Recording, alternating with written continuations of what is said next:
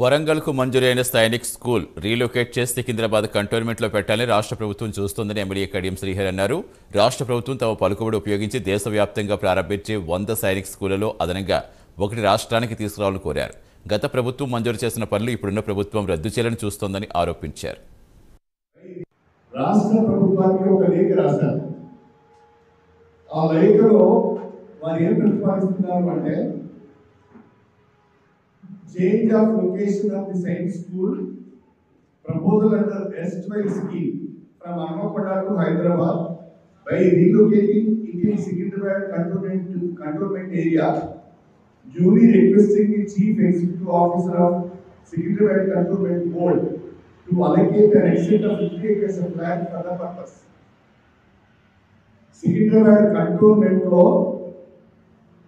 Hanakodaku వరంగల్కు allocate అయిన science school relocate చేయడానికి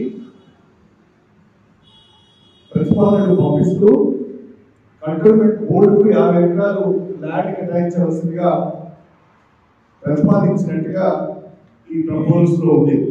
ఇది చాలా దురదృష్టకరమైన పరిణామం. దీన్ని నేను తీవ్రంగా వ్యతిరేకిస్తున్నాను, ఖండిస్తున్నాను. రాష్ట్ర ప్రభుత్వం తన పలుకుబడిని ఉపయోగించి